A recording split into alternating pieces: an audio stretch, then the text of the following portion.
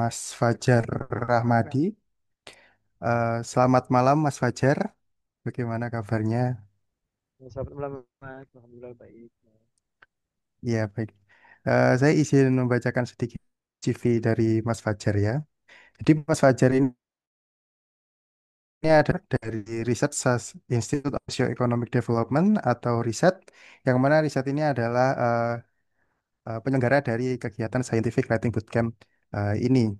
Mas Fajar ini adalah juga seorang monitoring and data management specialist, dan beliau ini adalah lulusan dari Monash University dengan gelar Master of Economics. Baik, tanpa berlama-lama lagi, kita masuk ke materi inti, yaitu terkait writing structure kepada Mas Fajar. Saya silakan untuk memberikan materi. Terima kasih, Mas Wisnu. Ini udah bisa kelihatan saya belum? Sudah, Mas. Sudah, Mas. Ya, sebentar. Assalamualaikum warahmatullahi wabarakatuh. Ya, teman-teman. Terima kasih udah diberikan kesempatan untuk sharing ilmu ya. Eh, Sebentar. Jadi kali ini saya akan share pengalaman saya terkait gimana sih bikin sebuah tulisan yang apa ya, Ini kayak yang di terstruktur proto. ya. Yang terstruktur. Mungkin nanti akan sedikit berbeda tone-nya atau cara penyampaiannya. Begitu, begitu juga dari isi pesan yang disampaikan dengan beberapa pemateri sebelumnya. Sebelumnya saya juga mengucapkan mohon maaf. Seharusnya saya memberikan materi minggu lalu, namun karena banyak hal sehingga saya harus menunda pemberian materi saya. Sebelumnya saya mohon maaf. Ini kurang lebih ada berapa pesertanya ya? Boleh kenalan dulu nggak sih kita?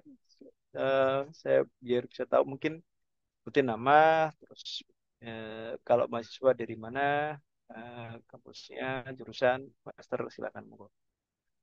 Eh, Pesertanya aja ya, kalau panitianya ya nantilah. Oke. Mau saya panggil aja ya, di sini ada eh, Amanda, gitu.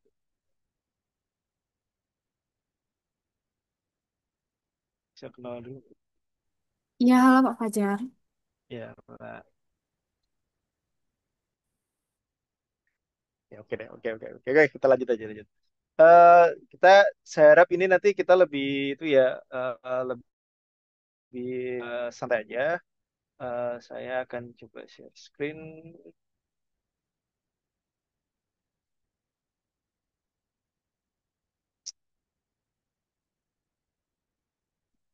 Udah kelihatan ya teman-teman ya.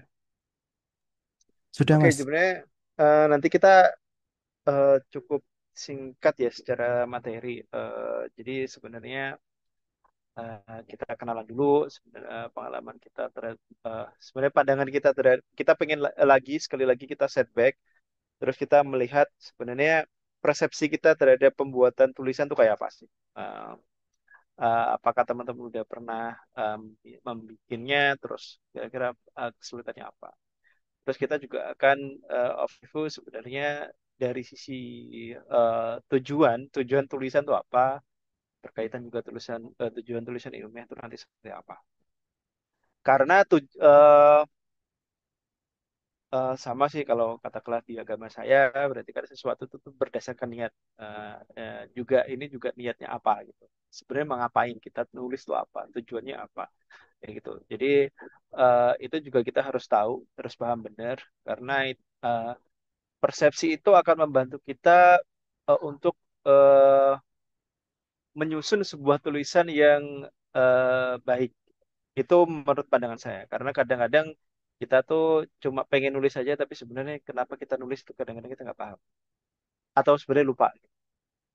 Terus selanjutnya yang terakhir saya akan share sebenarnya tips and tricks untuk membuat sebuah tulisan yang terstruktur itu siapa. Itu sebenarnya overview dari pertemuan hari ini ya. Tentu aja katakanlah teman-teman nanti ada yang ingin diskusi lebih lanjut terkait hal ini, teman-teman bisa kontak dengan beberapa eh, pendampingnya. Atau katakanlah teman-teman mau kontak saya nggak masalah, bisa lewat email dan nanti kita bisa diskusi lewat sana. Oke, itu aja. Itu objektifnya. Sekarang kita coba eh, refleksif ya. Kita coba refleksi dulu. Kita kan ini saya berarti materi terakhir ya, benar nggak Mas Wisnu? Iya benar Mas. Oke, Materi kalau terakhir. oke bisa di overview lah nggak? Pertama-pertama tadi siapa Mas Wisnu ya? Ya, Mas Wisnu, lalu Pak Syeh, lalu Ah, Mbak Yesi, isi. dan Mas Ajar.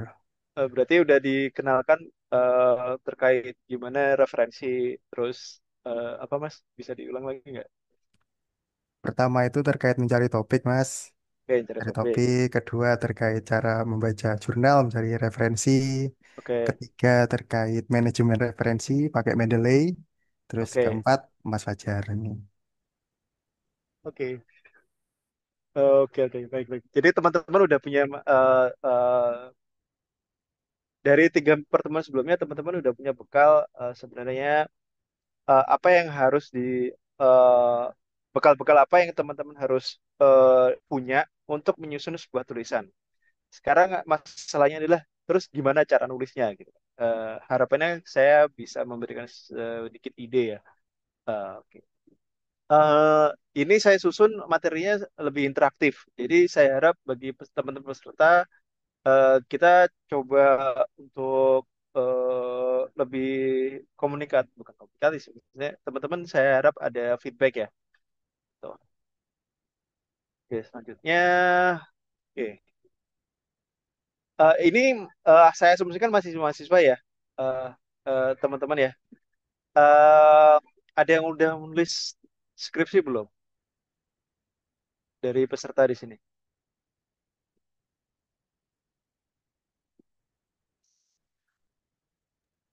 Ya. Teman-teman kalau udah nulis skripsi mungkin bisa eh, on mic atau nulis di kolom chat ya.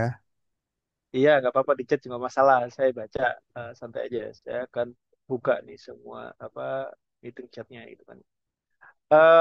Atau katakanlah ya udahlah bisa nggak ada nggak sebenarnya teman-teman pengalaman untuk waktu nulis gitu nulis tulisan ya tulisan ilmiah sedang nyusun oke sebentar ini waktu anak saya di rumah sendirian jadi kalau nanti ada anak-anak yang berkeliaran tolong mohon maaf.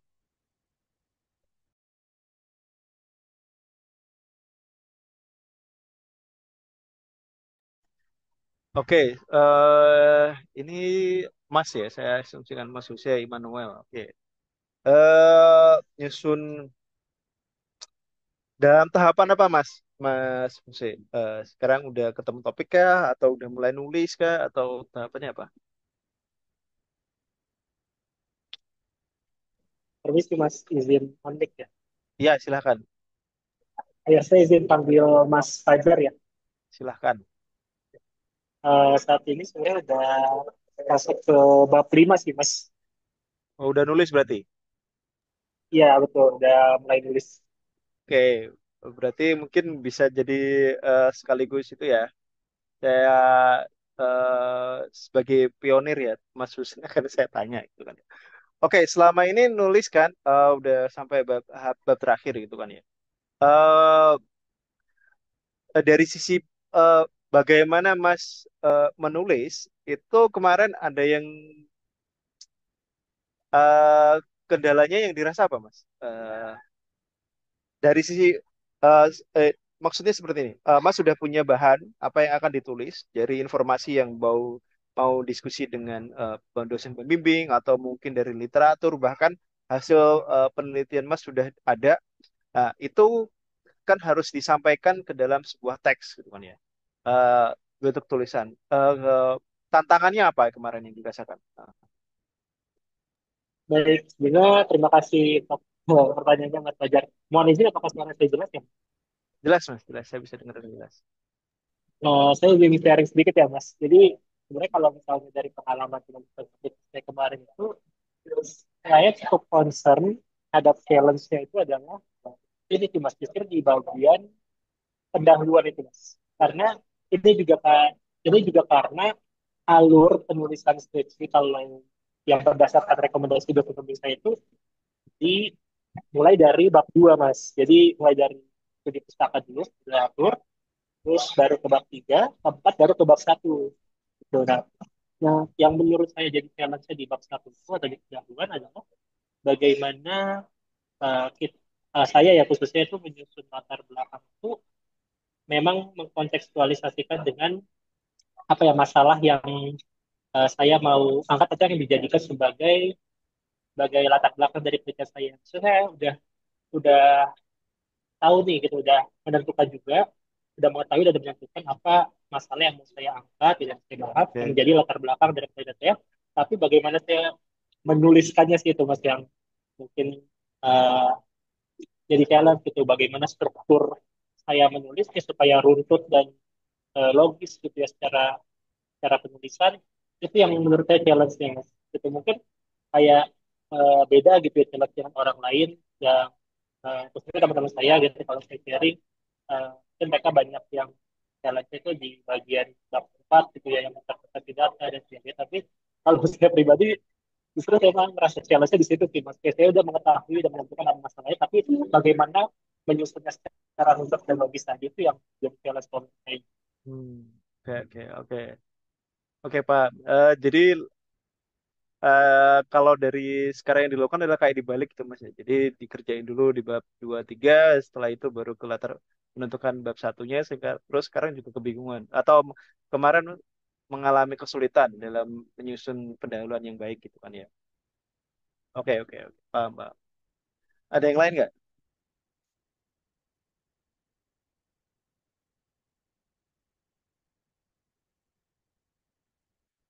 Oke. Kalau kita langsung itu juga ya. Maksudnya oke lah. Oke. Jadi kenapa ada pertanyaan-pertanyaan gini seperti yang disampaikan tadi Bang Il ini siapa sih Mas Huse atau Mas Immanuel? Boleh mas Ose ya. Oke, Mas Huse. Oke. Eh, Sebenarnya kendala yang disampaikan oleh Mas Huse tadi nggak hanya dirasakan oleh Mas Huse aja. Semua orang yang melakukan proses sebuah penyusunan teks penulisan ya, itu akan mengalami hal yang serupa. eh, Mungkin ada beberapa orang yang menganggap bahwa satu bagian itu lebih mudah daripada bagian yang lain itu terkait beberapa faktor aja sebenarnya. Tapi secara umum masalah yang dihadapi akan sama. Eh, Bagaimana menyusun sebuah tulisan yang efektif dan juga menjadikannya itu tidak yang kuat ya. Itu yang mungkin kadang-kadang kita terlalu lupa. Jujur soalnya kayak gini nih. Dan nulis itu bisa semua bagi sebagian orang yang saya tahu itu adalah mood-moodan. Kadang atau kala kita nggak mood sama sekali mau nulis satu kalimat aja susahnya minta ampun. Tapi katakanlah kita lagi tune in gitu, ya, kita memang lagi semangat banget untuk nulis entah apapun itu karena mungkin habis bayaran kayak atau dapat apa kayak, tapi kita semangat untuk kerjanya, kita bisa nyelesain satu bab itu.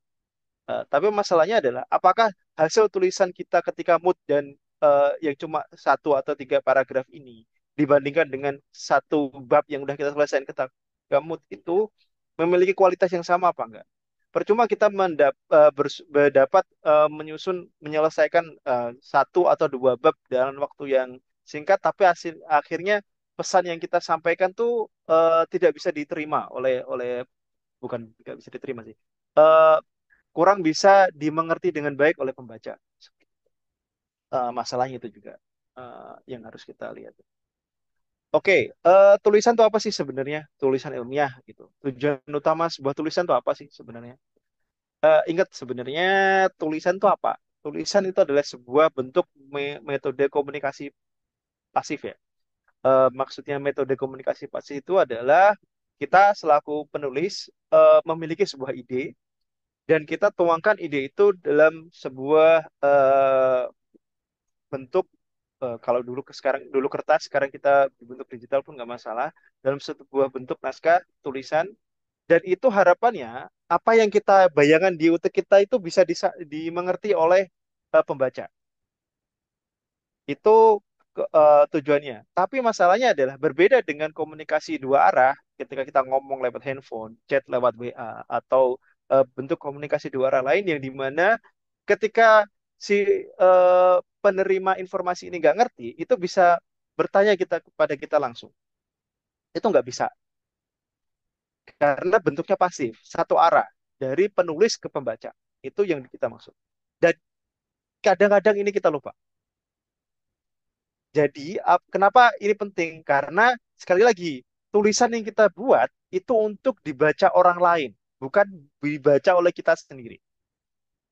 Kak, kenapa ini penting dan sering kita lupa? Biasanya kita menulis sesuai dengan apa yang ada di pikiran kita, logika kita, bahkan mungkin kata-kata yang sering kita gunakan, tapi itu susah dimengerti oleh orang lain. Alurnya juga mungkin susah diikuti oleh pembacanya.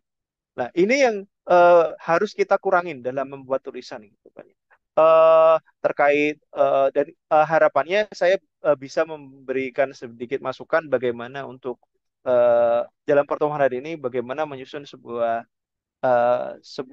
tulisan ya atau satu section gitu yang eh, bisa lebih terstruktur. Jadi ingat tujuan utama sebuah tulisan itu adalah menyampaikan informasi dari kita penulis ke pembaca.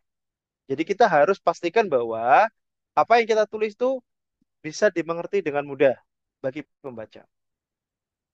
Dan ini gak hanya kita selaku penulis pemula, bahkan penulis yang udah jago-jago kadang sangat lupa menggunakan jargon, menggunakan apa istilah-istilah akademis kayak yang sangat tinggi, padahal yang audiensi dia itu bukan nggak hanya akademisi, tapi mungkin adalah praktisi di pemerintahan, mungkin di NGO kayak kita, kayak gitu, yang mereka mungkin nggak punya kapasitas atau pengetahuan eh, memahami kata-kata teknis tersebut. Terus gimana dengan tulisan ilmiah? Sama aja. Cuma masalahnya adalah tulisan ilmiah itu beda kayak katakanlah kita lihat beda dengan bentuk berita di mana itu lebih gampang. Tulisan ilmiah itu memang di eh, disusun untuk menyampaikan sebuah hal yang baru. Yang informasinya di tulisan ilmiah itu diperoleh dalam sebuah eh, proses penelitian sehingga harus dikomunikasikan semua proses itu dari bagaimana kita menentukan apa masalah penting dari tulisan kita, terus bagaimana kita mengidentifikasi pertanyaan-pertanyaan yang mau kita jawab, bagaimana kita mengumpulkan data, bagaimana kita mengelola datanya, dan bagaimana kesimpulan itu bisa diambil, kita juga harus jelaskan ke eh, pembaca. Kenapa? Karena pada dasarnya mereka nggak paham, mereka nggak tahu apa yang di pikiran kita. Makanya sebuah tulisan ilmiah itu biasanya disusun sedemikian rupa yang secara sesistematis sehingga itu mudah dimengerti dan bisa dipertanggungjawabkan secara ilmiah. Nanti katakanlah misal teman-teman di sini mulai nulis skripsi dan ada jurnal acuan. Jurnal acuan itu adalah sebuah tulisan yang sudah dibuat terlebih dahulu dan kita mengacu ke sana sebagai panduan lah untuk kita bisa mengikuti apa yang dia lakukan. Tapi masalahnya adalah katakanlah kita nggak setuju dengan jurnal acuan ini ya nggak masalah. Karena mungkin secara pada waktu kita mempelajarinya ternyata kita nggak suka atau kita menemukan ada kejanggalan. Asumsi mereka nggak sesuai dengan kondisi nyata atau kondisi di wilayah studi kita. Itu nggak masalah. Gitu. Nah, itu eh, yang dimaksud dipertanggungjawabkan. Tuh. Eh, Oleh karena itu, biar kita bisa menuliskan semua hal secara lebih terstruktur, makanya ada pedoman penulisan ilmiah. Pedoman penulisan ilmiah itu bentuknya macam-macam. Gitu. Ada ada pedoman-pedoman bagaimana, sebentar, mana highlighter saya? Oke, bagaimana sebenarnya apa sih yang harus di eh, section atau informasi penting apa sih yang harus ada di tulisan ilmiah? Oh, harus ada pendahuluan, harus ada bagian metodologi, harus ada bagian pembahasan, kesimpulan, dan lain-lain. Itu pedomannya. Jadi kalian ketika kita harus menulis dan harus ada bagian khusus yang menjelaskan pendahuluan dan seterusnya. Terus ada pedoman penulisan ilmiah lainnya, yaitu layout. Dalam hari ini contohnya adalah jenis hurufnya apa sih? Ukurannya berapa? Katakanlah terus katakanlah kita mau bikin warna, temanya apa? Pakai color palette apa? Terus apakah kita pakai spasinya 1,5, 1? Kemudian katakanlah kita mau pakai bikin tabel, tabelnya itu harus di tengah, di pinggir, source-nya harus di mana? Itu yang dinamakan sebuah pedoman tulisan, salah satunya. Dan pedoman tulisan ini kayak bagaimana layoutingnya, eh, aspek-aspek apa yang harus dimasukkan di dalam sebuah tulisan. Itu sudah disusun oleh institusi di mana kita akan eh, mengumpulkan tulisan kita, baik itu dari sisi kampus kayak atau penerbit jurnal kayak atau bahkan mungkin media massa, gitu kan ya. Dan itu sangat mudah untuk kita dapatkan informasinya. Jadi contohnya, saya yakin teman-teman juga tahu, katakanlah nanti deskripsi itu babnya apa aja, kemudian nanti ukuran kertasnya berapa, kayak gitu, dan seterusnya. Jadi itu nggak susah gitu. Bagian ini nggak susah untuk menentukan apa aja yang harus ada di tulisan. Oke, itu yang pengen saya ngomong.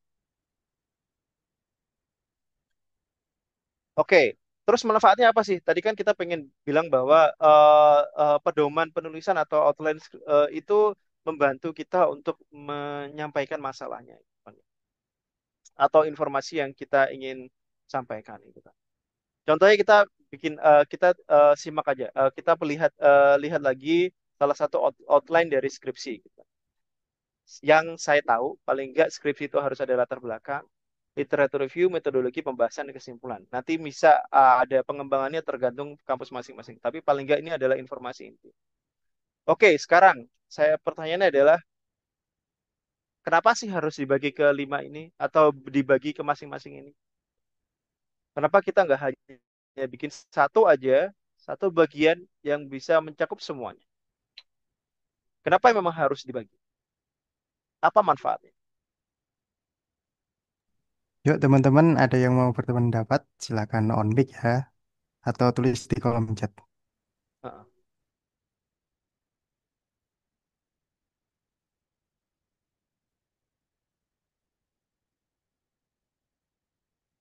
Ada yang pernah mikir nggak sih? Ngapain sih kok banyak banget itu? Kenapa harus banyak banget yang harus saya tulis untuk buat lulus S1 aja gitu? Kenapa? Contohnya latar belakang, literature review, metodologi penelitian, pembahasan, dan kesimpulan. Oke, mungkin ini quote saya ya. Ini jangan di quote, tapi intinya ini masalah, ini pendapat saya pribadi. Jadi kita tahu bahwa nggak semua orang itu bisa memahami eh, sebuah penelitian. Contohnya, skripsi saya itu dibaca oleh adik saya itu belum tentu dia paham, meskipun kita sama-sama satu. Oke, apalagi dibaca oleh kakek saya atau paman saya atau bude saya. Nah, untuk bisa meminimalisir hal tersebut, disusunlah sebuah outline atau strategi penulisan yang disebut outline atau garis skripsi lah. Pertama, latar belakang. Latar belakang itu maksudnya apa? Apa yang kita tulis di sini? Latar belakang di sini digunakan sebenarnya tujuan utamanya adalah memberikan gambaran kepada pembaca terkait sebenarnya inti masalah yang mau kita angkat apa. Masalahnya apa? Kenapa ini penting? Terus kondisi sekarang seperti apa? Dan pertanyaan penelitian yang mau kita jawab apa? Itu. Jadi dari latar belakang ini, harusnya si penulis itu bisa menyampaikan semua hal itu dan si pembaca dengan membaca latar belakang tahu, oh ini bermanfaat nggak buat dia untuk baca, untuk nulisin baca. Oh ini bagus nggak? gitu. Oke, jadi dia harus menjelaskan apa yang mau dia tulis, kenapa ini penting, terus kondisi sekarang tuh seperti apa, terus pertanyaan penelitiannya apa. Tuh. Dan ini nggak perlu banyak-banyak, tapi intinya harus menggambarkan hal tersebut. Caranya nanti macam-macam. Caranya seperti itu. Oke, jadi ini kayak semacam katakanlah saya boleh ngomongnya ini ya, adalah bagian bombastisnya lah. Yang ketika teman-teman bisa membuat latar belakang yang bagus, berarti nanti harapannya sih ke depan bawahnya juga lebih bagus karena pembacanya tertarik untuk membaca. Oke, sekarang kita udah bisa kasih baseline. Oh, penelitian kita mau ngomong apa, kondisinya kayak apa, dan seterusnya. Terus sekarang ada bagian dua, literatur review. Literatur review itu studi literatur ya. Maksudnya apa? Maksudnya gini. Contohnya teman-teman, saya nggak tahu. Contohnya aja. Salah satu tulisan saya itu terkait eh, eh, apa namanya eh woman empowerment in household. Jadi intinya kita pengen lihat seberapa perempuan di dalam keluarga, di dalam rumah tangga itu ketika memiliki kebebasan untuk mengutarakan pendapat itu ngefek nggak ke beberapa hal. Gitu. Nah, nggak semua orang itu paham dengan itu. Oleh karena itu, untuk term-term untuk istilah-istilah atau kondisi-kondisi spesifik yang nggak banyak orang tahu dan itu core dari penelitian kita, kita jelaskan di sini. Contohnya, maksudnya woman empowerment itu apa? Jelasin di sini. Karena itu nggak semua orang banyak tahu. Gimana cara, apakah udah ada penelitian-penelitian terkait woman empowerment nggak? Terus hasilnya apa? Seperti itu. Kita tulisin di sini.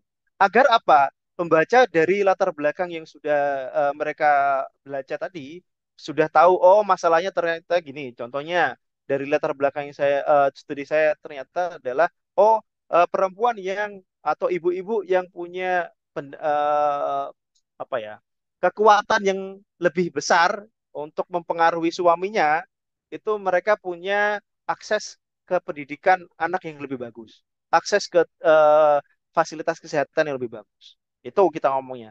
Terus kita jelasin di sini. Maksudnya akses itu apa? Kenapa kok bisa bisa lebih bagus dari sisi penelitian terdahulu seperti apa? Oke, jadi kita jelasin di situ. Sehingga si pembaca tahu, oh Allah, maksudnya seperti itu. Oh, ternyata cara pengukurannya kayak gitu. Penelitian sebelumnya seperti ini. Oh, ya udah. Terus nih orang yang mau nulis ini kenapa kok mau nulis yang baru? Balik lagi ke latar belakang. Kita bisa menemukan hal yang unik gak di situ. Setelah itu metodologi. Metodologi ini membantu si penulis untuk menjelaskan pembaca. Oh tadi saya udah pengen nulis A, nulis terkait woman empowerment. Terus histori dari penelitian terdahulu seperti ini. Terus yang mau saya lakukan sekarang tuh kayak apa? Mungkin indikator yang mau dipakai apa, cara pengukurannya, terus mau dilakukan di mana, dan seterusnya. Jadi ini memberikan sekali lagi informasi tambahan kepada si penulis dan juga si pembaca bahwa eh, penelitian ini dilakukan dengan seperti caranya apa, cara seperti apa, di mana dan bagaimana. Gitu. Jadi mereka bisa paham dengan keseluruhan apa yang mau kita lakukan. Baru pembahasan. Nah, pembahasan ini ya hasilnya seperti apa. Dan kesimpulan serta rekomendasi. Nah, jadi dengan mengikuti struktur ini, secara nggak langsung, outline ini membantu penulis untuk menjelaskan kepada pembaca secara lebih sistematis. Gitu. Bayangin kalau nggak ada pembagian bab ini, kita bisa mungkin nulis nggak tahu ngalor ngidul nggak jelas kayak gitu. Karena kita nggak punya fokus tertentu. Kayak gitu. Nah, jadi sekali lagi outline ini bisa membantu kita selaku penulis untuk menjelaskan hal-hal sulit, difficult things to the reader easily. Easier maksudnya, bukan easily. Paham ya maksudnya? Ya? Kenapa ada panduan penulisan? Salah satu kenapa maksudnya panduan penulisan yaitu outline skripsi itu manfaatnya seperti apa, khususnya untuk penelitian atau tulisan ilmiah.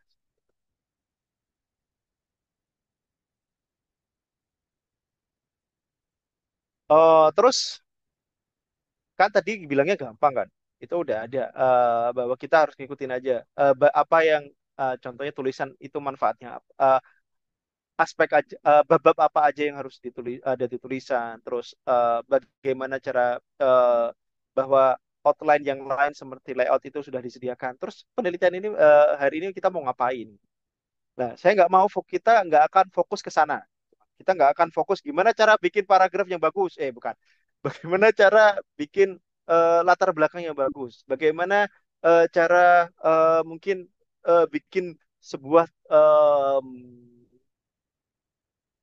page yang menarik. Nggak ke sana kita. Karena itu sudah disediakan dan bahkan di beberapa, bukan di beberapa, hampir semua jurnal yang bagus, itu mereka akan melayout ulang tulisan kita. Jadi yang harus kita lakukan adalah kita cuma nyetor tulisan, semua bagian sesuai dengan apa yang dia minta, terus mereka akan layout. Baik itu nanti mau warna gambarnya, mau grafiknya diwarna ulang, kayak mau hurufnya disusun ulang, bahkan mereka yang akan melakukan. Jadi kita nggak perlu bingung. Yang perlu kita bingungkan adalah memberikan informasi yang sebaik mungkin. Tuh. Nah, hari ini kita akan fokus ke hal-hal yang saya rasa sering kita lupakan, yaitu gimana sih sebenarnya kalimat itu kita nyusunnya. Terus paragraf itu gimana dan gimana kita nyusun bab. Ini yang penting ya, yang core-nya.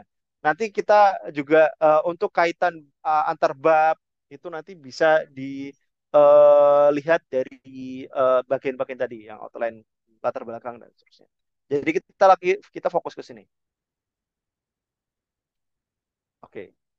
Selanjutnya kalimat dulu. Eh, Menurut teman-teman, ini sebuah kalimat yang bagus nggak?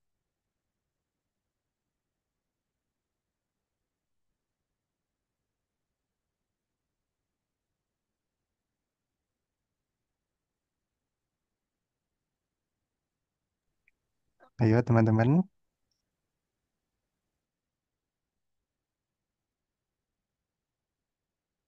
Sebentar. Oke. Coba menurut teman-teman gimana?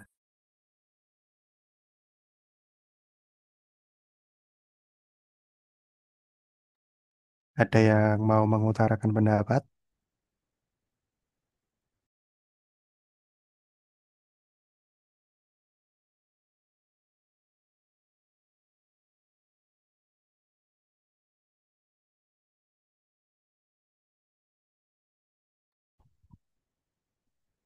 Ada yang mau nyoba apa sih sebenarnya? Maksudnya kalimat ini tuh udah tepat nggak?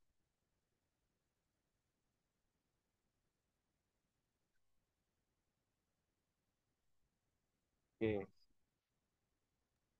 Mas Husya mungkin mau berpendapat? Oke. Eh, Kalimat ini itu sebenarnya bagus. Tapi sebenarnya nggak memberikan informasi tambahan gitu. Ya benar pendidikan, tapi khusus untuk penulisan ilmiah, pendidikan apa? Semua orang tuh siapa? Nah, terus ini apakah contohnya pendidikan untuk eh, pendidikan cara las dalam laut gitu? Apakah itu penting buat saya selaku akademisi gitu? Atau penelitian? Enggak. Jadi ini terlalu general. Nah, untuk sebuah penulisan di tulisan ilmiah, kita harus benar-benar eh, membuat kalimat kita sedetail mungkin sehingga nggak ada misinterpretasi di sana. Itu maksudnya. Lagi contoh, eh, gimana? Kalau ini gimana?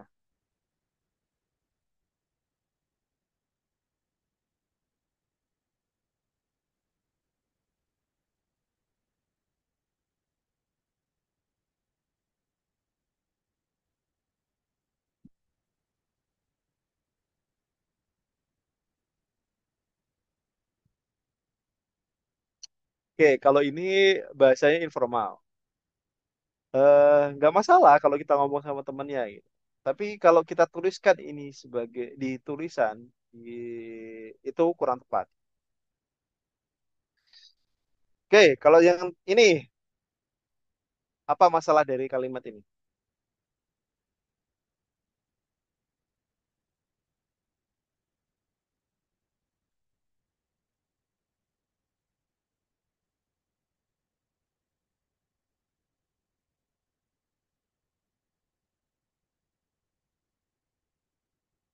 Ada yang mau nyoba berpendapat? Jangan sungkan ya, teman-teman. Kita santai aja. Santai aja. Wah, aku lagi kaos raya. Maksud santai aja gitu loh. Mas, di sini saya juga bukan itu ya. Saya belum tentu benar gitu. Saya di sini sharing berdasarkan apa yang sudah saya pahami sebelumnya dan juga pengalaman saya. Jadi kemungkinan besar saya juga ya silakan. Tadi siapa? Oh, ya. Ini sih mas. Udah lapar ya? Udah minggu ini. Saya boleh. Ya kebiasaan lu makan apaan? Gimana mas saya? Kalau kalau mas suaranya kedengaran. Iya tapi iya bisa sekarang bisa dengar. Oh ya. Nah, saya sih jawab yang ketiga ya mas. Ya. Kalau menurut saya mungkin pertama ada informasi yang kurang detail juga. Terus kalau menurut saya untuk penulisannya itu menggunakan gaya bahasa yang pas gitu. Kalau menurut saya mungkin itu. Oke. Oke. Dari pertama adalah eh informasinya kurang detail. Ada beberapa kurang detail dan juga bahasanya pasti. Oke. Itu bisa, eh tapi sebenarnya masalah utama dari sini, ini satu kalimat cuy. Teman-teman, sorry. Ini satu kalimat, oke? Satu kalimat ini kepanjangan. Dan saya nggak tahu sebenarnya ini pesan utama dari kalimat satu tulisan ini apa. Jadi ini terlalu panjang, nggak tahu pesan utamanya apa. Contohnya, contohnya ini sebenarnya bisa di-split ke mungkin 3 kalimat bahkan untuk bisa lebih efektif. Bagian utara provinsi apa dan seterusnya. Jadi eh, oke, lanjut.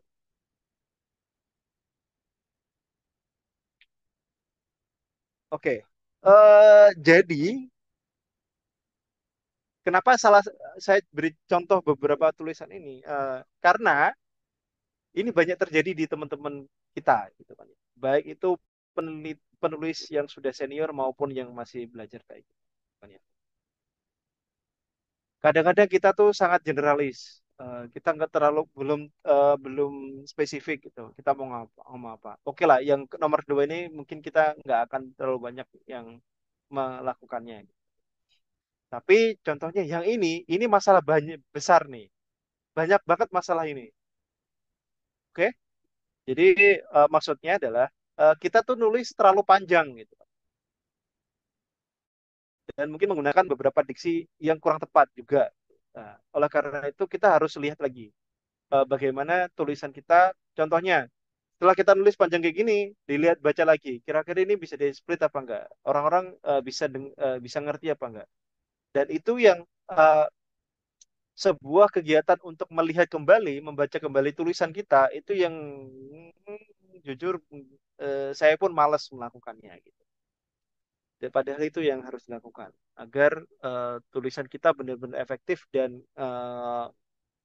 bisa dipahami oleh semua orang atau paling nggak sebagian besar orang. eh Lanjutnya contohnya,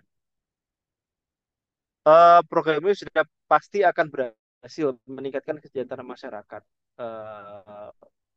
Juga Ini sering terjadi terkait ketika kita menjelaskan ini maksudnya klaim absolut tanpa bukti atau data pendukung. Ini ini sering terjadi ketika kita nulis di bagian pembahasan. Oke, mungkin jadi teman-teman hati-hati waktu nulis pembahasan. Contohnya teman-teman melakukan regresi terus ada hubungan positif itu kan ya antara contohnya kemarin PKH dan juga jumlah imunisasi yang diterima oleh anak gitu kan ya. Kemarin kita lagi melakukan analisa itu. Contohnya adalah hubungan positif ini teman-teman yakin bisa dipertanggungjawabkan. Udah benar cara hitungnya. Kalau iya, eh, teman-teman harus benar-benar spesifik menyatakan eh, dampaknya kayak apa. Contohnya adalah contoh misal ada dampaknya positif. Misal dengan probabilitas orang ini dapat PKH, sorry, sorry. Ketika rumah tangga itu contohnya dapat PKH, probabilitas si anaknya dapat imunisasi lebih tinggi, lebih banyak daripada rumah tangga nggak dapat PKH, itu lebih besar berapa kali. Itu cara menjelaskannya. Jangan kayak seperti ini. Program ini sudah pasti akan berhasil meningkatkan kesejahteraan masyarakat. Contohnya, program PK lebih sudah pasti akan meningkatkan kesempatan anak mendapatkan imunisasi yang lebih tinggi. Gitu. Enggak. Tapi kita benar-benar sebutin apa bagaimana sebenarnya koefisien ini maksudnya apa. Kita harus menjelaskan itu. Jangan overclaim terhadap sesuatu karena ini gampang banget kita lakukan. Dan ini bahkan di orang development kayak itu banyak melakukan hal ini dan ini nggak tepat. Contohnya misalnya gampangannya adalah kalian kita itu hanya mengukur eh, bagaimana program A itu bisa ngefek sampai orang ini bisa minum. Contohnya pemberian air sampai orang ini bisa minum. Tapi klaim kita kadang-kadang mungkin karena kita terlalu semangat kayak kita juga bisa ngomong pemberian air minum oleh kita bisa memberi dampak bahwa orang ini bakal sukses gitu kan ya. Atau eh, orang ini bisa menafkahi kehidupan anggota rumah tangganya, which is true. Tapi masalahnya kita kejauhan gitu. Ya, kita memang harus benar-benar membaca atau melakukan interpretasi sesuai dengan kaidah yang ditentukan dan juga sesuai limitasi analisa yang kita lakukan. Oke, itu yang kata kuncinya. Semua analisa itu ada limitasinya. Dan tolong bikin interpretasi sesuai dengan limitasi tersebut. Jangan overclaim. Nah, ini yang biasanya uh, kita selaku teman-teman yang satu sering kelupaan juga. Yang kedua, dianalisis menggunakan metode regresi linear. Apanya yang dianalisis? SPOK-nya mana? Subjeknya apa? Ya kayak gitu. Ini juga sering bahwa nggak ada subjeknya, nggak ada objeknya, tapi tiba-tiba ada kayak gitu. Seperti itu beberapa hal yang perlu kita perhatikan ketika menulis kalimat. Oke, jadi menulis kalimat itu sebenarnya udah kita lakukan sejak kita SD, kan? Nah, dan saking lamanya kita sudah bisa tulis, kadang-kadang kita kelupaan. Gitu kan, ya. Sekali lagi, tujuan tulisan itu apa sih? Kita pengen menyampaikan informasi ke orang lain secara pasif. Jadi ketika kita tidak menyampaikan informasi kita sesuai dengan standar penulisan yang ada, contohnya nggak ada subjek yang nggak ada predikatnya, terus gimana orang bisa mengerti gitu? Orang itu bukan cenayang gitu, yang tiba-tiba ada tulisan terus dia melakukan analisa untuk memahami diri sendiri dengan ilmu kebatinan enggak. Mereka bisa berusaha mengerti apa yang kita inginkan atau informasi yang kita berikan dengan membaca tulisan kita. Jadi kita harus pastikan bahwa kaidah penulisannya harus benar gitu. Nah, ini yang sering kita tidak pahami kadang-kadang. Bukan pahami sih, kita lupain gitu waktu nulis. Gitu.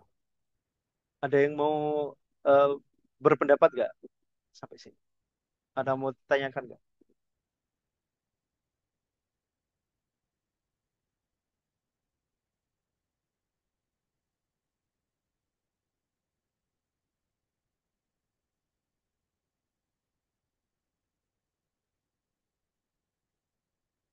Oke, lanjut dulu ya. Oke, terus ini yang harusnya nggak boleh dari kalimat. Paling nggak beberapa yang saya identifikasi.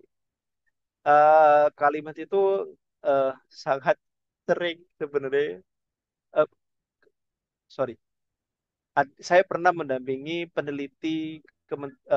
beberapa peneliti Kementerian Kesehatan untuk menulis jurnal yang akan dipublish ke jurnal internasional. Oke, jadi mereka peneliti, mereka bangun tidur sampai tidur lagi, kerjaan mereka adalah peneliti. Yang kalau peneliti apa ya sering nulis. Tapi ini masih sering kejadian. Mereka nulis kadang-kadang lupa, nggak ada subjeknya, nggak ada predikatnya, nggak ada objeknya. Gitu. Dan ini sering dan bikin pusing. Terus yang kedua, kalimat terlalu panjang dan tidak efektif. Khususnya di bahasa Indonesia. Bahasa Indonesia itu sangat mudah kita membuat kalimat majemuk yang panjang banget, gak karu-karuan. Tapi sebenarnya itu bikin bingung. Kalau bahasa Inggris cenderung nggak. Eh, Malah cenderung terlalu singkat. Kalau orang Indonesia nulis bahasa Inggris. Gitu. Nah, tapi kalau orang Indonesia nulis bahasa Indonesia, mereka biasanya terlalu panjang. Yang seperti saya sampaikan tadi. Ambigu kalimatnya, nggak presisi. Gitu kan ya. Terus menggunakan tanda baca yang nggak sesuai. Contohnya, koma harusnya setelah eh, apa, terus tanda seru harusnya digunakan seperti apa, bagaimana menggunakan tanda kutip, seperti itu. Terus yang nggak salah, mungkin ini juga tergantung sama berkaitan sama ambigu sama kalimat terlalu panjang. Dalam satu kalimat itu ada beberapa ide utama. Karena terlalu panjang, jadi ada beberapa lebih dari satu ide utama di satu kalimat. Yang itu nggak boleh harus. Memang nggak boleh, nggak harusnya. Memang nggak boleh. Jadi satu kalimat satu ide utama. Seperti itu. Nah, ada yang pernah ngalamin ini nggak waktu nulis? Atau teman-teman eh, memperhatikan ini nggak waktu nulis?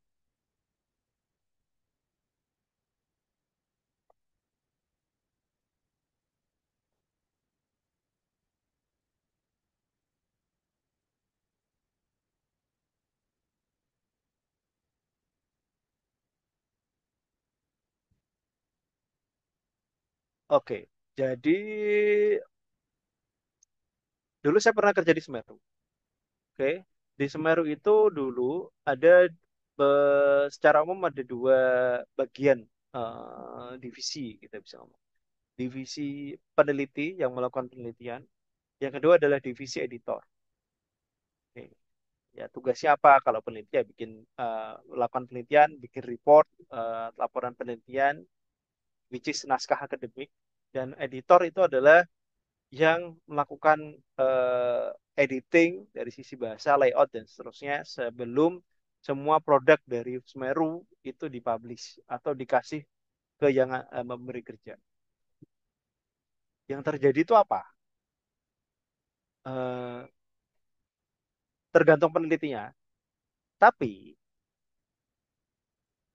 sebagian besar adalah eh, banyak editor yang marah-marah atau membutuhkan waktu yang lama untuk menyelesaikan sebuah laporan penelitian.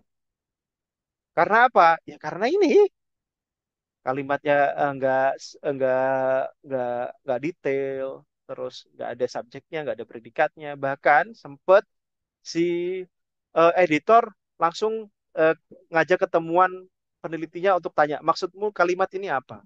Kenapa kalimat ini ngomong di sini satu paragraf ngomong A, tapi di kalimat selanjutnya ngomong B, nggak ada kaitannya. Gitu. Lah seperti itu. Nah itu pentingnya bahwa eh, membuat kalimat itu nggak gampang. Bahkan sekelas peneliti senior pun ya ini bakal sering terjadi masalah-masalah pembuatan kalimat yang nggak baik. Oke, clear ya kalimat ya. Ada yang mau ditanya terkait pembuatan kalimat? Pertama, Kalau di Indonesia SPOK.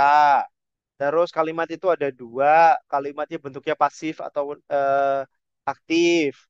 Itu teman-teman juga harus paham apa gunanya ketika teman apa kalimat pasif itu digunakan waktu kapan, kalimat aktif digunakan waktu kapan. Terus kalimat itu ada yang kalimat majemuk sama kalimat sederhana. Apa maksudnya? Kenapa harus dilakukan? Tuh, seperti itu. Jadi hal-hal seperti itu teman-teman harus perhatikan ketika nulis. Tapi itu kan terkait cara penulisan ya. Tapi yang paling penting yang saya rasa adalah yang paling sering ketemu adalah masalahnya ini. Kalimat pasif, aktif itu bisa lah kita pelajari. Tapi yang pasti yang sering kejadian adalah nggak ada subjek SPOK-nya nggak lengkap. Oke, K-nya nggak ada nggak masalah. Tapi SPO-nya kadang-kadang missing salah satu atau lebih. Kemudian kalimatnya terlalu panjang dan yang terakhir kalimatnya itu nggak presisi. Itu terkait penyusunan kalimat. Selanjutnya, udah ya kalimat kelar ya. Selanjutnya kita ke paragraf. Oke, paragraf itu apa sih? Kalau di buku Bahasa Indonesia anak ke saya, paragraf itu ya gabungan dari beberapa kalimat. Yang intinya dia itu punya satu gagasan yang sama. Pokoknya. Kalau dibandingkan sama kalimat, paragraf ini adalah sebuah section dari tulisan yang memiliki argumen yang lebih kompleks gitu, atau yang lebih lengkap. Gitu. Kalau strukturnya, paragraf itu disusun dari satu ide utama yang itu kita bisa ngomong kalimat utama. Nanti bisa kita kasih di depan atau di belakang paragraf. Terus kalimat utama ini didukung dengan kalimat penjelas satu, kalimat penjelas dua, sampai kalimat penjelas beberapa pun yang kita mau pakai. Tapi paling nggak biasanya empat. Jangan terlalu panjang juga paragraf itu. Oke, paling nggak ada kurang lebih empat lah. Ini. Tapi tergantung nanti tergantung sama institusinya. Biasanya mereka mengizinkan berapa. Ada beberapa jurnal yang menyarankan jangan terlalu panjang, maksimal satu paragraf itu berapa kalimat, itu biasanya ada, tapi nggak banyak. Nah, ada juga waktu nulis saya pernah diingetin dosen pembimbing saya, Jar, ini satu page, satu halaman kok cuma satu kalimat. Nah, ini nggak benar. Harus dipecah kayak gitu. Nah, itu pernah kejadian juga. Jadi pertama kalimat utama, kalimat penjelas dua, dan seterusnya. eh Ya itu ya ide utama ya. Jadi semua kalimat penjelas ini mendukung kalimat utama. Nggak boleh kalimat utama itu ngomong A, tapi kalimat penjelasannya itu nggak mendukung A. Tapi contohnya mungkin adalah mengatakan bahwa kalimat utama kita pengen ngomong di satu paragraf itu bahwa contohnya eh, mengikuti pelatihan itu menyenangkan atau bermanfaat bagi saya. Bukan ya. Itu kalimat utamanya. Kalimat penjelasnya kita jelasin beberapa manfaat dari pelatihan itu sendiri. Terus kalimat kedua kita ngomong, tapi sebenarnya saya ngerasa nggak ada manfaat dari pelatihan tersebut. Jadi udah nggak make sense karena ini bertentangan. Kayak gitu. Atau kalimat kedua ini ngomong, eh, tiba-tiba saya pengen main sepak bola atau basket. Di kalimat yang harusnya menjelaskan bahwa mengikuti pelatihan itu menyenangkan. Seperti itu. Jadi itu nggak mungkin. Harusnya. Sekarang teman-teman lihat paragraf ini tuh kira-kira udah bagus apa enggak?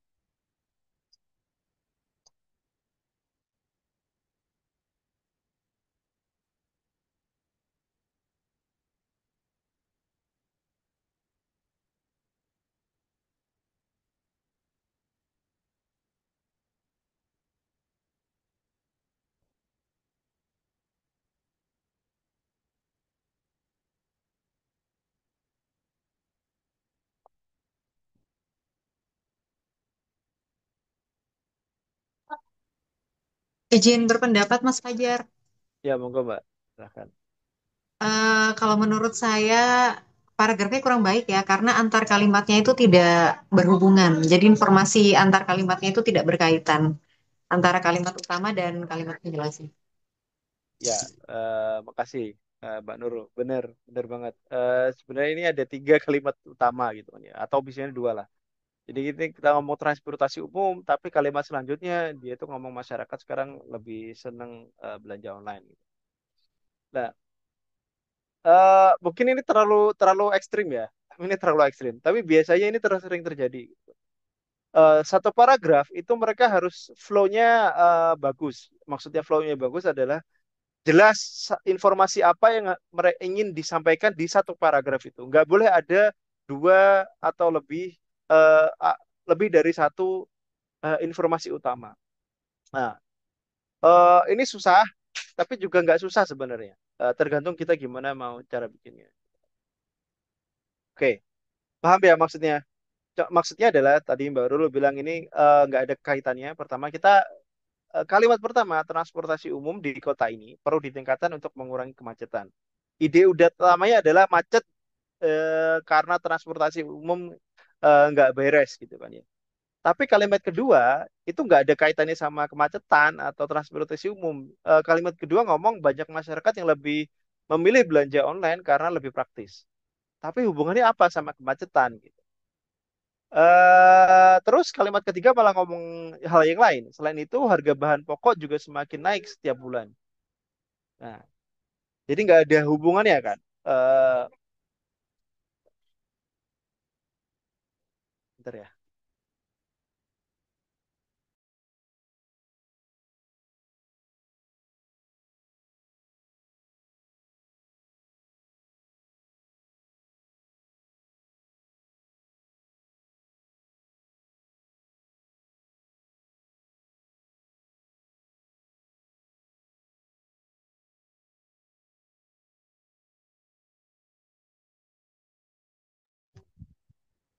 Sorry ya, ini harusnya udah jam tidur, tapi ya sorry banget. eh jadi seperti itu, transportasi umum, eh eh, sorry, transportasi. Jadi ini nggak ada kaitannya, nggak memiliki link yang bagus gitu antar kalimat untuk membentuk satu paragraf yang baik. Gitu. Eh, Kakak, take the chair, take the chair.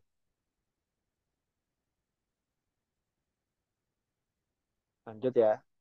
Oke, sekarang exercise. Oke, sekarang contohnya teman-teman diminta bikin satu paragraf yang menjelaskan kendaraan ini. Kira-kira gimana teman-teman bikin? Bisa nggak teman-teman bikin satu paragraf aja? Satu paragraf aja selama boleh nggak kita kasih waktu 3 sampai 5 menit teman-teman bikin eh, satu paragraf. Terus nanti bisa share. Oke, gitu ya. 3 menit deh, 3 sampai 5 menit dari sekarang. Oke, monggo. Tolong teman-teman bikin satu paragraf yang menjelaskan kendaraan ini. Terserah teman-teman gimana. Tapi paling nggak satu paragraf yang menjelaskan. Nanti kalau udah, teman-teman bisa kalau mau share screen monggo, kalau enggak bisa tulis aja di chat box. Nanti kita bisa lihat bareng-bareng. Jadi mungkin untuk kita lanjutkan di 2015 itu ya Mas ya. Oh, boleh, boleh 2015. Oke ya. Ya.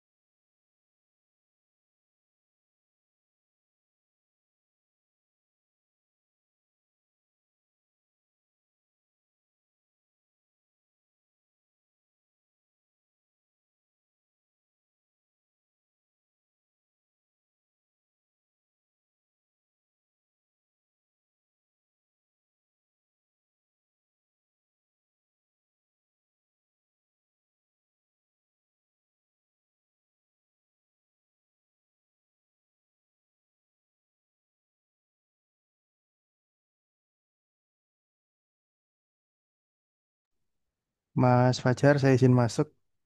Ini sudah 20.15, mungkin bisa kita lanjutkan, Mas. Ya, oke. Thank you, Mas. Ada yang itu nggak? Pengen nyoba nggak? Give me a second, saya. Give me a second. Ada yang mau share nggak?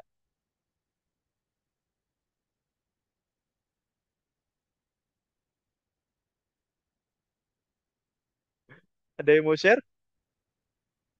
Ada yang udah selesai? Mama.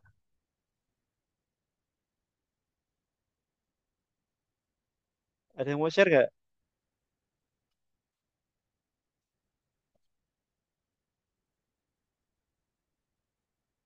Nggak ada. Wait, wait, wait. Oke. Jadi,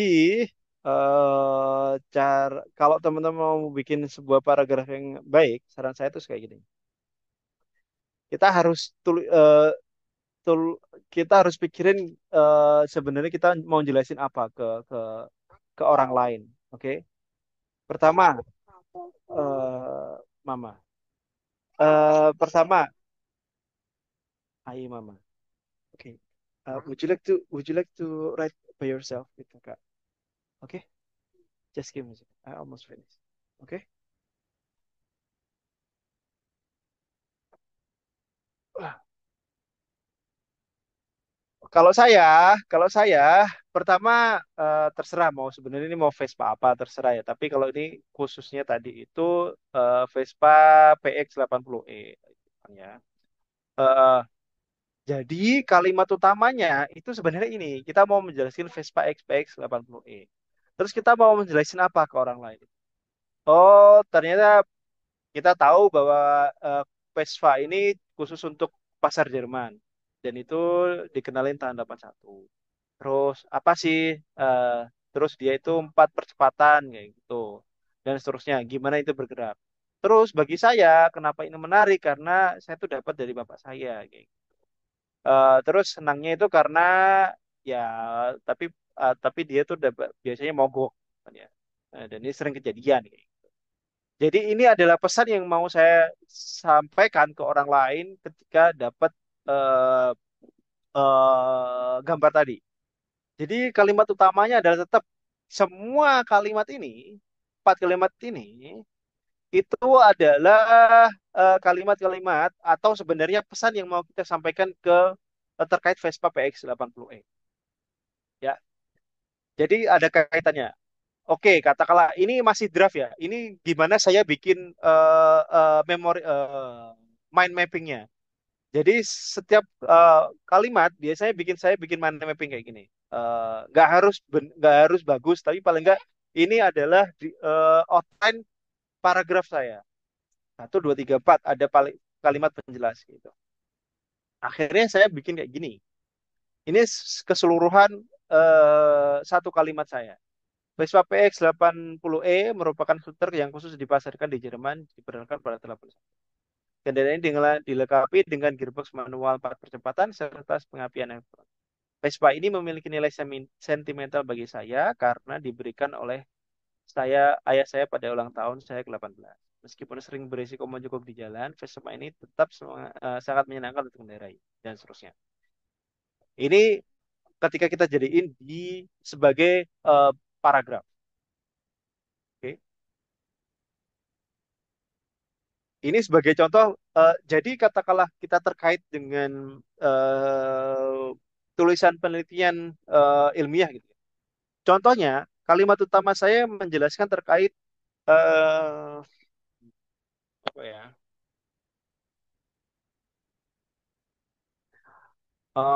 Oke, contoh khusus. Contohnya kita temukan variabel yang kita tertarik kita itu punya hubungan positif terhadap variabel dependennya. Contohnya mungkin status orang miskin itu punya pengaruh sorry, bukan status orang miskin. Eh, Status orang bahwa itu dia sekolah S1 minimal, S1 perguruan tinggi, dia itu punya potensi probabilitas lebih tinggi untuk dapat pekerjaan yang lebih baik gitu. Nah, itu adalah pesan utamanya. Jadi variabel kita punya hubungan positif. Variabel pertama, variabel pertama. Kalimat penjelas utama itu menjelaskan tadi bagaimana saya membaca atau menginterpretasikan hasilnya. Jadi eh, menurut hasil penelitian atau hasil estimasi menyatakan bahwa probabilitas orang yang memiliki ijazah S1 lebih itu lebih tinggi untuk mendapatkan eh, ya Allah mendapatkan pekerjaan yang lebih baik sebesar berapa persen. Ya. Terus penjelasannya adalah menurut studi sebelumnya, mengapa orang-orang ini memiliki probabilitas lebih tinggi. Terus penjelasan selanjutnya apa? Selanjutnya apa? Nah, seperti itu. Jadi satu satu apa namanya ide utama dijelaskan dengan beberapa kalimat penjelas. Itu yang dinamakan kalimat.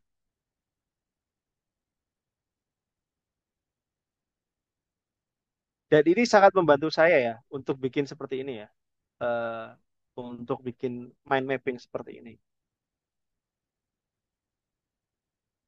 Oke, paham?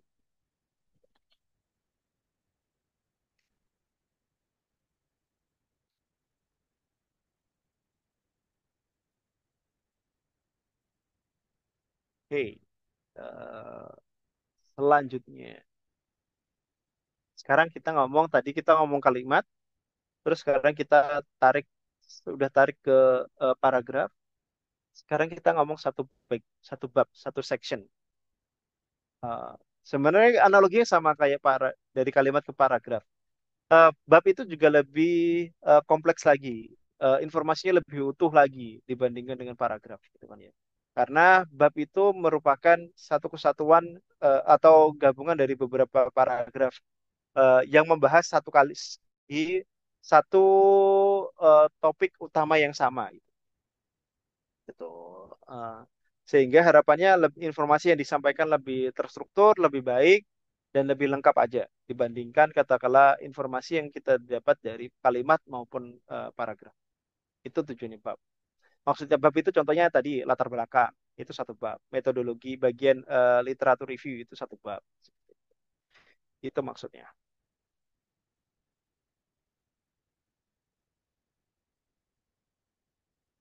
Oke, katakanlah kita mau menggunakan tadi kan kita udah bikin mind mapping ya.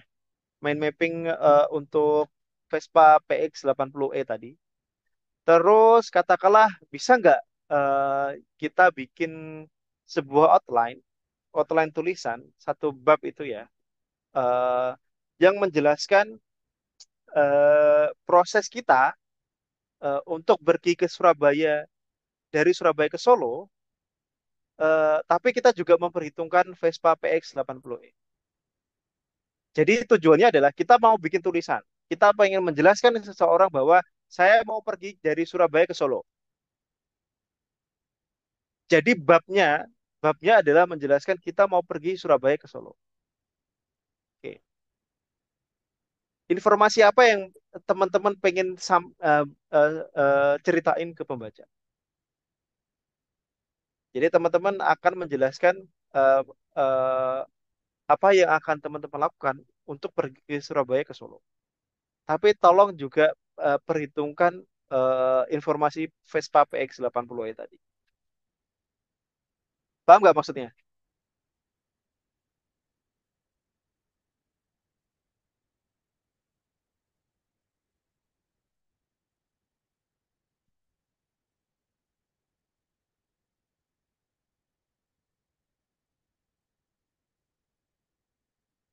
Paham ya maksudnya? Nah, nanti yang terjadi adalah kurang lebih akan seperti ini. Ini adalah mind mapping lagi. Pertama, kita kan mau menjelaskan dari Surabaya ke Solo. Kita jelasin dulu ngapain kita mau ke Solo. Oke. Mungkin di paragraf selanjutnya kita juga menjelaskan sebenarnya opsi kalau ke Solo itu apa sih opsinya. Terus selanjutnya kita mempertimbangkan, oh ya udahlah saya pakai Vespa PX saja. Terus kita jelasin juga Vespa PX-nya kenapa. Terus rute mungkin kita juga perlu jelasin waktu tempuh. Nah, penjelasan tadi mind mapping yang satu paragraf Vespa PX itu mungkin kita bisa fit in ke dua paragraf gitu. Oke. Nah, nanti di setiap paragraf ini satu bab itu nanti akan satu, dua, tiga, empat, lima ya, lima paragraf ya. Setiap paragraf ini akan juga punya mind mapping seperti ini. Ya. Jadi opsi mode transportasi. Lah, teman-teman akan ini adalah ide utamanya. Terus kalimat penjelasnya akan ada beberapa di sini yang menjelaskan beberapa opsi mode transportasi. Begitu juga dengan alasan ke Solo. Ngapain sih kalian ke Solo? Mungkin disuruh teman kayak atau disuruh nemenin teman, ya jelasin di situ. Terus rute dan waktu tempuh, teman-teman juga tambahin di sini informasinya apa. Jadi, mind mapping ketika teman-teman untuk menyusun bab akan lebih kompleks daripada hanya sebatas mind mapping untuk paragraf. Tapi informasi ini ketika teman-teman bisa penuhi, itu akan lebih gampang teman-teman untuk membuat sebuah tulisan yang terstruktur. Paling nggak satu bab. Karena teman-teman udah punya alurnya. Oh, setelah saya ngomong alasan Solo, saya ngomong ini, moda transportasi. Setelah itu saya akan jelasin kenapa sih saya pilih Vespa ini. Terus saya juga pengen menjelaskan ke pembaca bahwa Vespa ini itu apa sih, kayak gitu. Terus selanjutnya adalah saya akan jelasin rute tempuhnya. Jadi objektifnya mau penjelasan Surabaya ke Solo itu sudah terpenuhi. Dan setiap paragraf akan ditemani dengan beberapa kalimat penjelas yang lain. Paham nggak maksud dari eh, apa yang saya sampaikan sebelumnya? Bagi saya, ketika saya udah punya framework kayak gini, itu akan mudah untuk eh, menulis satu paragraf gitu atau satu bab gitu.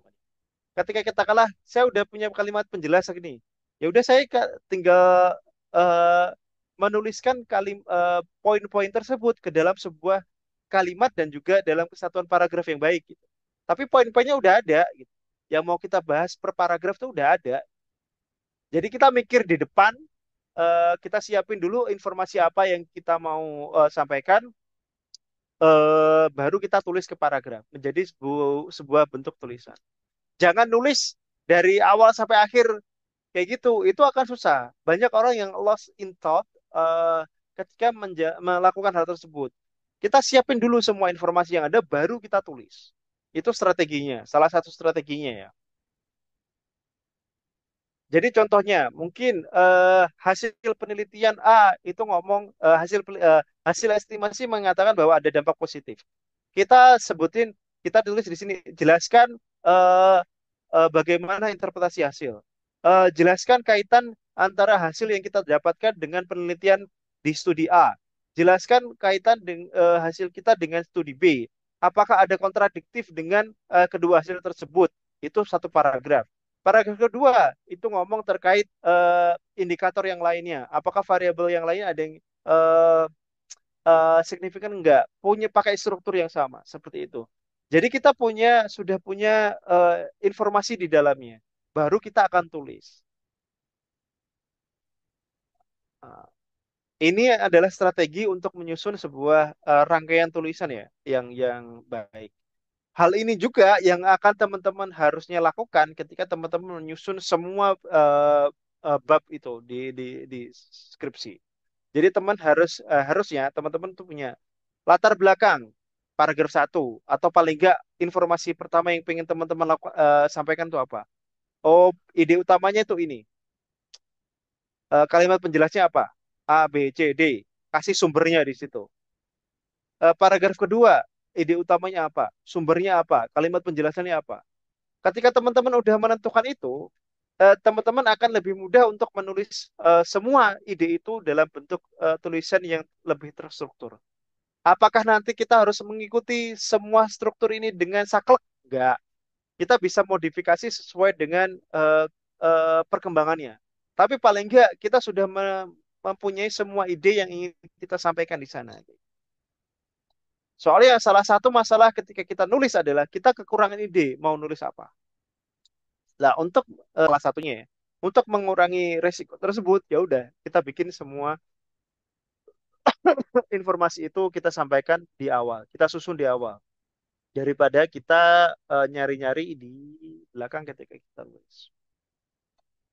Oke, jadi itu ini adalah struktur penulisan yang pengen saya ambil ya. Dan ketika kita saya cantumkan dalam bentuk sebuah tulisan atau bab itu akan paling enggak kurang lebih akan seperti ini. Ya, ini ada salah satu tulisannya. Jadi ada 5 paragraf, 1, 2, 3, 4, 5. Paragraf 1 menjelaskan kenapa saya pengen ke Solo. Kedua, paragraf kedua itu moda transportasi apa aja. Yang ketiga itu adalah saya memutuskan pakai Vespa. Terus paragraf ketiga itu adalah saya menjelaskan secara spesifik Vespa ini apa, terus kenapa itu penting bagi saya. Yang selanjutnya adalah saya waktu tempuh dan juga rutenya apa mana, kayak gitu. Ini contoh gampang ya. Maksudnya bukan contoh gampang, maksudnya contoh sederhana.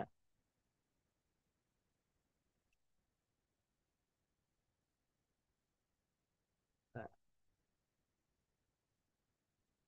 kalau seperti ini, saya maksudnya ketika teman-teman memiliki metode strategi seperti ini ya, strategi seperti ini, saya yakin teman-teman akan lebih eh, menuliskannya lebih terstruktur. Dan juga nggak kehilangan kehilangan arah di tengah jalan.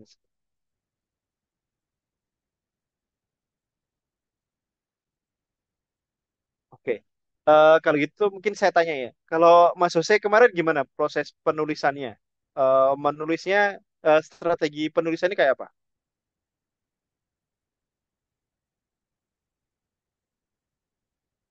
Waktu nulis skripsinya.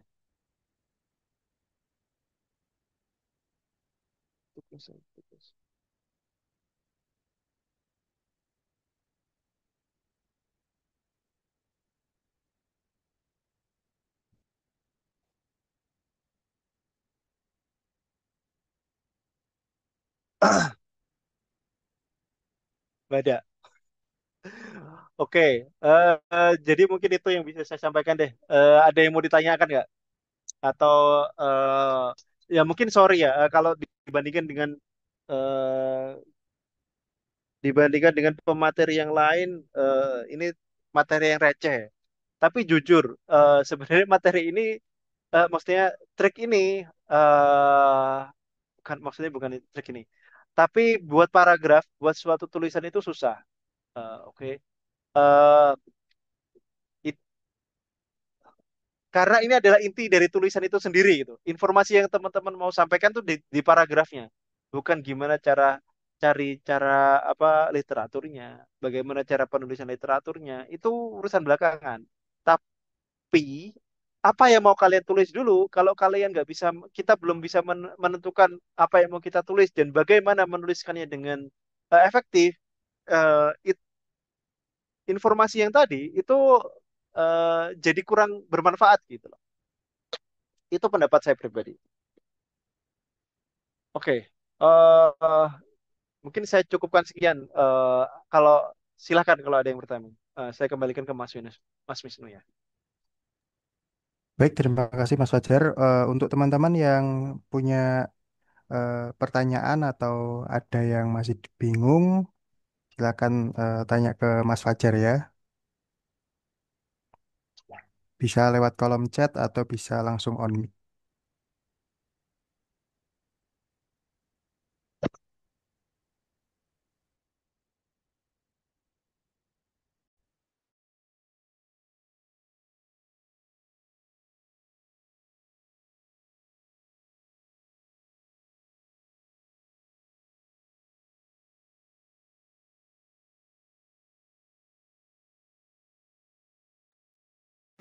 Baik Mas Fajar, sepertinya ini belum ada yang tanya, mungkin karena udah malam atau bagaimana. Udah mulai yang Oke Mas, ya santai ya. aja. Iya. Mungkin untuk karena ini sudah 8:30, saya lanjut ke sesi selanjutnya ya Mas ya, terkait dengan penugasan final dari Scientific Oke. Writing Bootcamp ini yang akan dijelaskan oleh Bu Fitri. Eh, Pada Bu Fitri, disilakan untuk memberikan penjelasan. Terima kasih Mas Wisnu, terima kasih juga Mas Fajar atas materi yang disampaikan. eh saya cukup tercerahkan, meskipun sudah beberapa kali menulis, tapi sering ya permasalahannya itu lebih sering ke stuck. Oke, ini ada ide, tapi menuangkannya dalam kalimat itu seperti apa.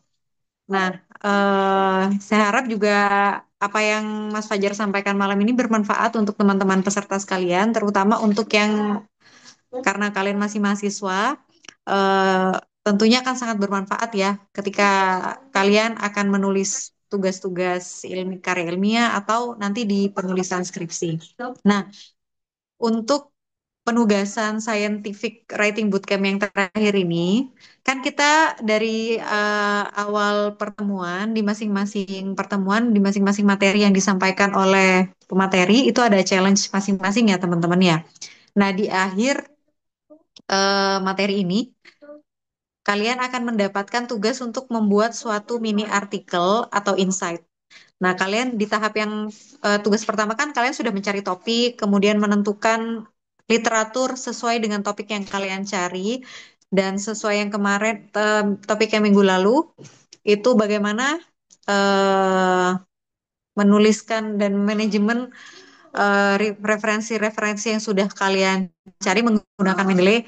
Dan sekarang yang terakhir kan bagaimana kalian menuangkan ide-ide itu menjadi suatu mini artikel. Jadi tugas kalian, ini kita ada satu pertemuan lagi di pertemuan yang terakhir yaitu penutupan. Nanti kalian sebelum penutupan itu mengumpulkan mini artikel sesuai dengan topik yang sudah kalian pilih pertama. Begitu ya teman-teman ya. Untuk teknis penulisannya, bagaimana font, berapa jumlah halaman, nanti akan saya secara detail nanti akan saya share di grup. Bagaimana teman-teman? Apakah ada pertanyaan terkait tugas ataupun terkait materi?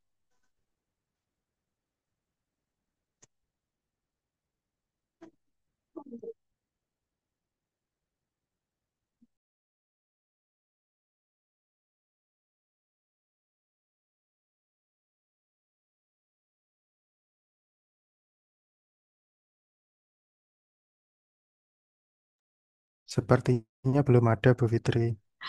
Oke, sudah saya kembalikan ke Mas Wisnu. Penjelasan mengenai tugas itu saja. Jadi nanti tugasnya dikumpulkan di Hamin 1 ya. Hamin 1 pertemuan kita yang terakhir penutupan.